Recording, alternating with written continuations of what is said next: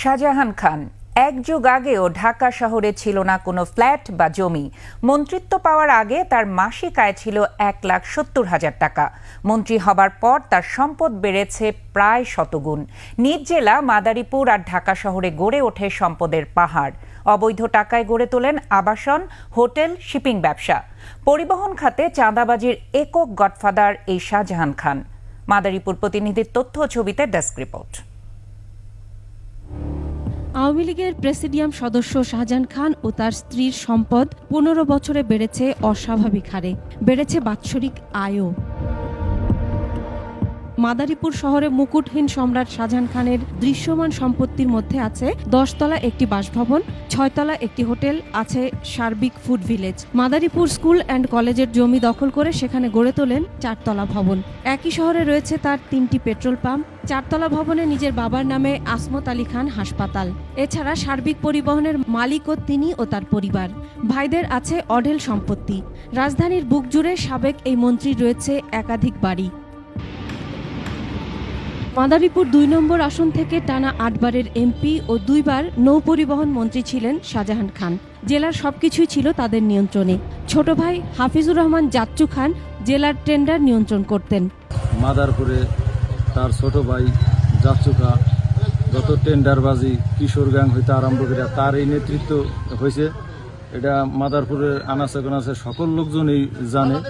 অনেকে মুখ খুলতে পারে না ভয়ের কারণে। 250-টিরও বেশি ডিজাইন অপশন নিয়ে ওয়ালটন স্মার্ট ফ্রিজ, বোঝে আপনার প্রয়োজন। এটা কারেন্টটা জ্বলতে তো বলতে পারতাম, মালিক সমিতির একটা চেক পয়েন্ট ছিল, শ্রমিক ইউনিয়নের আমাদের মতো লোকজন, তারা আমাদের আটকাই রাখতো।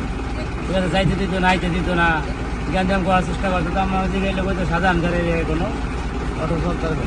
রাস্তার ইলেকট্রিক কাজগুলো রাত্রের বেলা পরিচালনা কইরা সদর উপজেলার তো ভিতর তামাতি, ঠিক আছে, যেই টাকা টেন্ডার হয়েছে তার তো 3 গুণ বেশি টাকা নিয়ে সেই কাজ করছে। ঠিক আছে, অন্য কেউরে কাজ করতে দেয় নাই। শ্রমিক ফেডারেশনের সে দায়িত্বে থাকা অবস্থায় শ্রমিক দিয়া চাঁদাবাজি করা, তার ভাই টেন্ডারবাজি করছে মাদারীপুর শহরে, অন্য ভাইরা ভূমি দস্যুতা এবং সব কিছু মিলে তারা মাদারীপুরে ব্যাপক সন্ত্রাস, লুটপাট। তার ছোট ভাই জাচ্চু নানা নামে খ্যাত, সে মাদারীপুর কিশোর গ্যাং পরিচালনা করা। আমরা এর সঠিক বিচার চাই। এছাড়া মন্ত্রী থাকা অবস্থায় চট্টগ্রাম বন্দরও ছিল ছোট ভাই জাচ্চু খানের হাতে। আর এক ভাই অ্যাডভোকেট ওবায়দুর রহমান কালু খান ছিলেন জেলা আইনজীবী সমিতির সভাপতি ও উপজেলা চেয়ারম্যান। টেন্ডারবাজি, ভূমি দখল, কিশোর গ্যাং নিয়ন্ত্রণ, মাদক নিয়ন্ত্রণ সহ ভয়ঙ্কর সব অভিযোগ শাহজাহান খানের পরিবারের বিরুদ্ধে।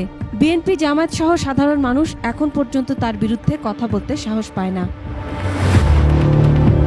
বছরের পর বছর শ্রমিক ফেডারেশনের নির্বাহী সভাপতির পদে থেকে তিনি হয়ে ওঠেন পরিবহন জগতের কিং। কাজ করেন পতিত স্বৈরাচার শেখ হাসিনার লাঠিয়াল বাহিনীর সর্দার হিসেবে। Masum আলিসা, desk report, 21 television.